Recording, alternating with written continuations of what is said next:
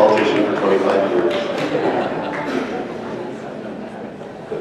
All right, next question is from Charlie, and we start with Rennie this time.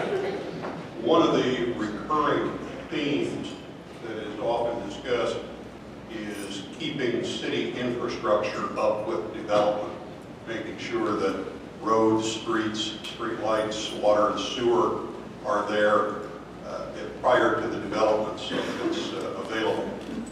Stevens Creek area is a huge area, contains over 50 square miles of land that, although it probably won't all be developed in our lifetime, certainly could get underway pretty soon.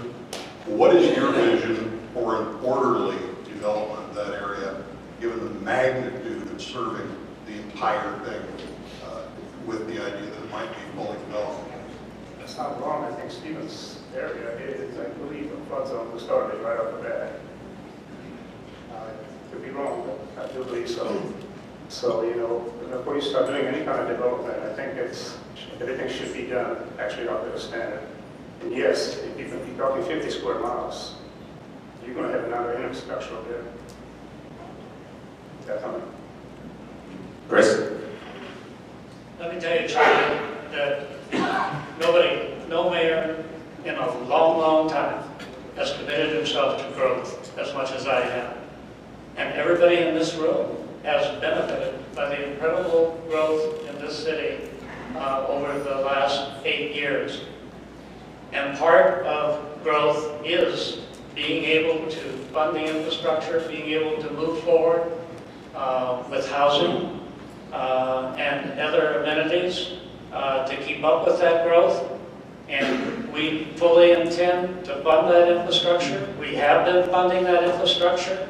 It's been a very complicated process of working with different developers who have different pieces ready at different times.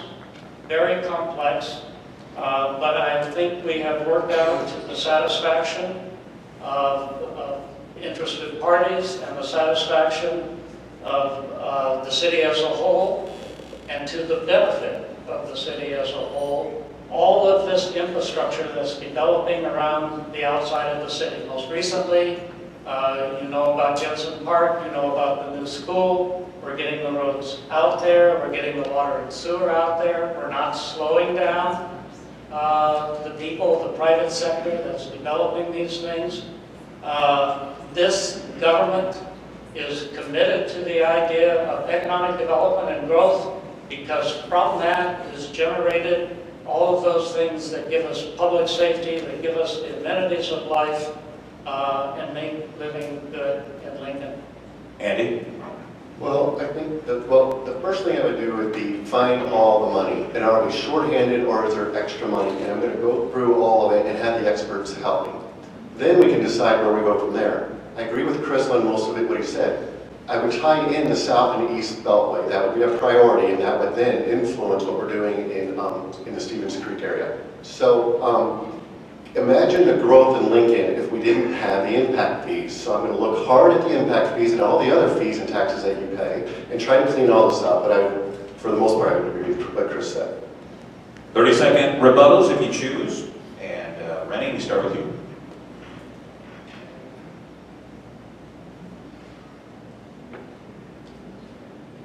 You're good? All right. Chris? There Andy goes again. He's got to find money for things, you know. He's got all these ideas, but he doesn't have the money for them. Now he's going to do away with impact fees, which in a completely ideal world I would be in favor of too.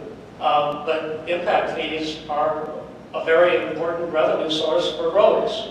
So where is Andy coming up with this new money? 30 seconds, Andy. It's just the way that you program the thing. Now, Terry Wagner, my boss, said 15 years ago, we need to buy a new roading system. He said to Bill Jarrett, or maybe Bill Jarrett, the chief deputy, said to Terry Wagner, let's save about $50,000 a year. And now they have about $700,000 in a savings account ready to buy their radio system. This isn't being done in City Hall. And so I didn't say do away with the impact fees. I'm going to try to reduce them, as I will the wheel tax. It's just too expensive to live here. All right, very good. We have time because, as Kobe said, I need to get these fine folks out of here by 1 o'clock. And right now it's about that entails. So if we do one more question, don't forget you get a minute and a half of closing statements. So that's about 5 minutes right there. So I'll let the two fine folks here decide who's going to ask the final question. Maybe something that hasn't needed to be asked but hasn't yet. On this one, we're going to start with Chris, then Andy, and then Rennie. A presentation to a pre-council meeting last week included a suggestion that we need some type of overall authority to coordinate activities between all of the city's new entertainment venues, something similar to Mecca in Omaha. Do you agree with that? And if so, how do you see it structured and functioning? I haven't heard a detailed proposition of that nature. I don't currently see the need for that, but I'd be open-minded to any new idea about how things should be done. But I simply haven't been exposed to that particular idea. The Pinnacle Bank Arena, the West Haymarket, is of course subject to a different jurisdiction than the city of Lincoln itself, a separate political subdivision. It seems to be doing just fine. The way it's going along now is generating enormous additional revenues to entities around the city. Great new sales tax revenues. Everything, to the best of my knowledge, is working really well with Pinnacle Bank Arena. So I'm not sure what's involved in this proposition. Andy? I would agree also. I just don't know enough about it. I would look at Omaha and see what they did, meet with them, meet with everybody involved, see if there's a plan. I agree with Chris. I just don't know enough. I would agree with him also. Pinnacle Bank Arena is very, very nice. I've been there a couple of times. Most of you probably have. It's troublesome that there's taxes all over town that keep it open. It was $1 million last year out of the JPA. There has to be a different look at this, how we can fund the arena if it's not going to be profitable. But for the most part, in your question, I'd have to upgrade on it in a hurry and then come back. Rennie? Well, I don't believe I'm going to say that thing, but 2 times we're going to repeat it. Thank you.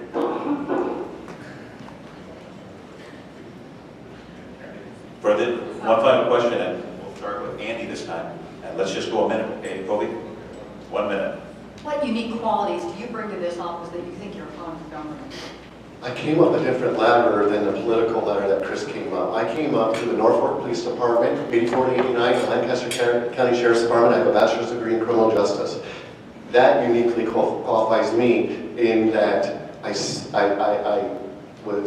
I'm all about safety for the citizens. Before we can start bringing in businesses, writing about Lincoln, Lincoln needs to be very safe.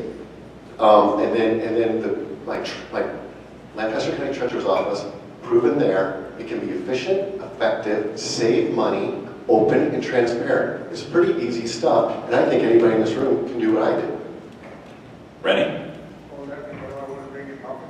What unique qualities do you bring into the other candidates for this office? What need I use? Like I said, I've never been in an office, so I really, as you can tell, I'm not talking like a politician. I work with the public all the time, so I heard a lot of gripe. And that's about the only thing I got to bring. But if you bring with me in the office, if any, I just want to be myself, and I don't want to be right over here. Chris, 1 minute. You know, I think a lot about these kinds of questions because when you're looking for someone to represent you in any political office, you can listen on a certain day and a certain year at how they respond to a particular question about a particular issue. But what their work habits are, what their mind is telling them about certain things, the way they are personally is very, very important. And I hope the way I operate is the way I'm about to describe. And I think it's very important that people operate in these ways. I've worked very hard for you. I work long hours. I demand a lot from city staff. In fact, it's almost legendary how much I demand from them. I try to treat all people fairly and equitably. I try to operate open and transparently. I think you're aware of the multiple meetings we have all of the time trying to gather citizen input on different issues. But these are the ways I operate. And that last question kind of smoothly segues into the closing remarks that we have. And again, we drew numbers to see who would lead this off. We're gonna, and they're a minute and a half, okay? We have a minute and a half to give one last impression to these people here of why you should be the next mayor. Rennie, we're gonna start with you, then it goes to Andy, and then Chris, okay? So, minute and a half, Rennie? What was the question? This is closing remarks. I have never been in a political office, never ran for one. Unfortunately, I have been forced into it, to do this one. I don't lie, it's one thing I don't do. And pretty much, as you can tell in my answer, I'm straightforward. I don't like to sugarcoat it as a proponent. And I guess what you see is what you get. That's all the time I need. Thank you. Sure. All right. Thank you. And Andy, closing remark. I coach Little League Baseball. I attend Christ-Based Church in Old Cheney. I'm a problem solver, and I'm a people person. And I was a leader in the Sheriff's Department, and a leader in the Lancaster County Treasurer's Office. And I think Chris has done a lot of good things. And I would be happy to hold a huge party with cake and ice cream and help him retire. And give me a chance, put some fresh energy, some fresh eyes on the whole deal. And just a breath of fresh air like you do on the first warm day of spring when you open your windows and vacuum and dust. And that's what I'm going to do. And I appreciate your vote sincerely, and I'd be honored, and I'd be humbled if you would like me to, as the next mayor this spring. Thank you. And Chris, you have the final word. All right, well, let me say, first of all, just on a personal note, I have to say that I admire my friend, Mr. Sultan here, walking up here without coaches, without parties behind him, without all of the folderol of an election, and standing on his 2 feet and telling you guys what. I think that's pretty great stuff.